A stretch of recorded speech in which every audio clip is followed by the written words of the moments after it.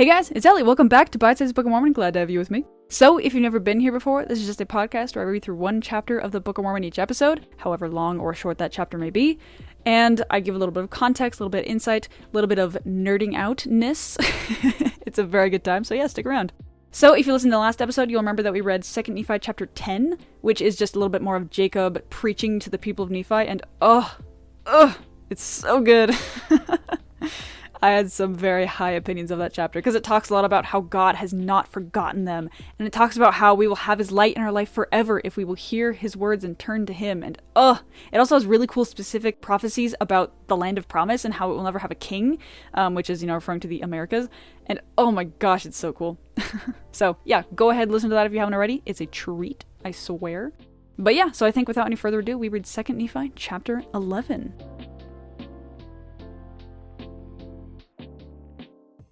And now Jacob spake many more things to my people at that time. Nevertheless, only these things have I caused to be written, for the things which I have written sufficeth me. And now I, Nephi, write more of the words of Isaiah, for my soul delighteth in his words. For I will liken his words unto my people, and I will send them forth unto all my children, for he verily saw my Redeemer, even as I have seen him. And my brother Jacob also has seen him as I have seen him, wherefore I will send their words forth unto my children to prove unto them that my words are true. Wherefore, by the words of 3, God hath said, I will establish my word. Nevertheless, God sendeth more witnesses, and he proveth all his words. It's so cool how Jacob has seen God.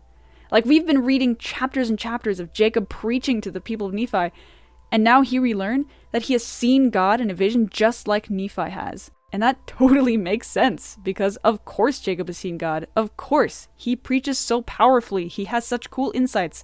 So of course he's seen God. It just makes sense. And I'm very sad that we don't have Jacob's writing where he talks about having seen God. Maybe they don't exist. Maybe they were abridged out by a Mormon. Either way, I'm sad. But when I get to heaven, I will hopefully get to read them. Well, okay, I'll be able to talk to Jacob, so I guess I won't have to read them. But you know what I mean.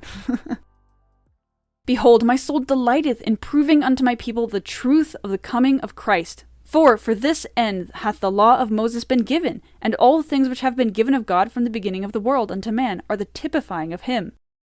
And also my soul delighteth in the covenants of the Lord, which he hath made unto our fathers. Yea, my soul delighteth in his grace, and in his justice, and power, and mercy, in the great and eternal plan of deliverance from death.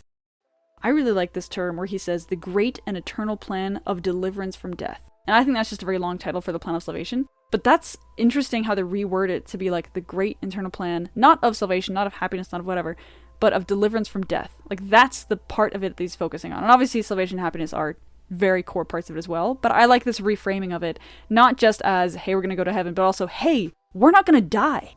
We kind of take that for granted. We kind of take the resurrection for granted. We kind of take that, we're going to get our bodies back. But I think that it's important sometimes to back up and remember how cool all of this is. Like, hey, God has curated this great plan for all of us that will stop us from dying forever. That's pretty awesome.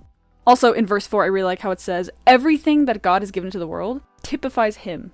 We can understand God through understanding what he gives unto us, or through what he tells us, or through his law, or through his commandments, or through his promises.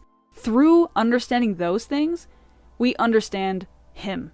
And that, I think, is a huge motivation for people to study the words of God and to study the scriptures and to study the gospel in general. Like, the more that we study, the more that we understand, the more that we know him. We know him not only through building a spiritual relationship with him by praying, whatever, but also by studying his words in the scriptures and by modern revelation and by studying his promises and his gospel and his commandments. What does God care about? What does he feel for us? What does he prioritize? All of those things, I think, can be understood just by understanding his words, and that's a pretty cool reminder. So read the scriptures, y'all. And my soul delighteth in proving unto my people that save Christ should come, all men must perish. For if there be no Christ, there be no God. And if there be no God, we are not, for there could have been no creation. But there is a God, and he is Christ, and he cometh in the fullness of his own time. I love the wording of that, because he says, okay, well, if there's no God, then there's no Christ, and if there's no Christ, and there's no creation, then we don't exist. Like, he's like, oh my gosh, we wouldn't exist if there was no God. But there is a God, and he came, and he's coming again. It's so cool how he words that. He's like, well, if there is no God, and there is no us, and because there's no creation, there's no Jesus. But there is a God. You don't have to worry about that. You know? It's very like, oh, yeah, you know? And now I write some of the words of Isaiah, that whoso of my people shall see these words may lift up their hearts and rejoice for all men. Now these are the words, and ye may liken them unto you and unto all men. And such is the end of the chapter. And what follows is many chapters of Nephi quoting Isaiah. So, very excited because Nephi's very excited, and therefore I'm very excited, even though I'm slightly intimidated because it's Isaiah, but that's okay.